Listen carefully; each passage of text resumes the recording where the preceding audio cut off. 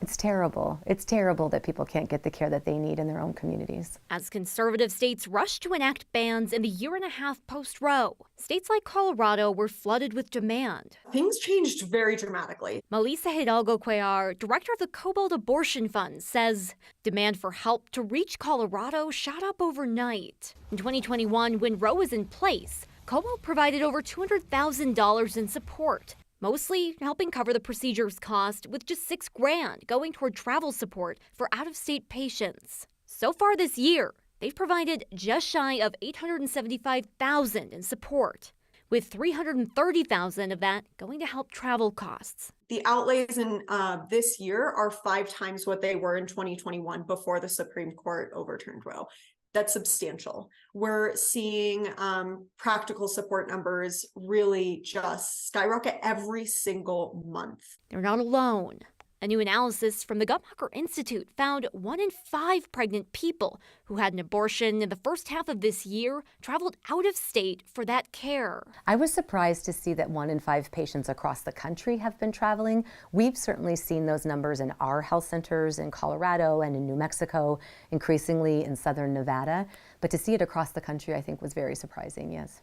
Adrienne Manzanares, CEO of Planned Parenthood of the Rocky Mountains, says the number of out-of-state visitors climbs even higher every time another state bans or limits care. Last year, we saw patients from every state in the country, every state, and the vast majority of them are traveling from Texas.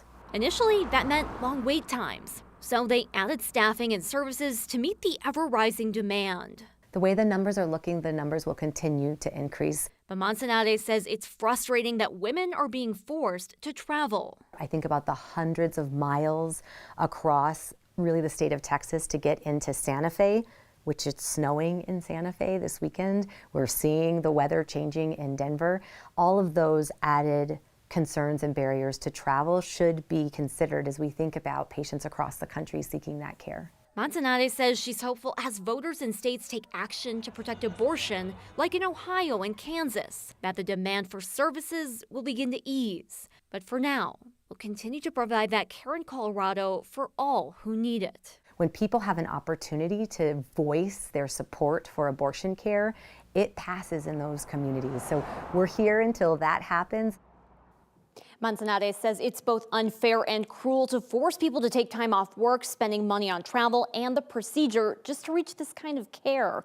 And with nearly 6 in 10 women who seek an abortion already parents, she says adding childcare to the equation is often a luxury many women simply can't afford. She says women being forced into motherhood will have lasting impacts on families and these communities for generations to come. All right, some interesting data in there. Rachel, thank you.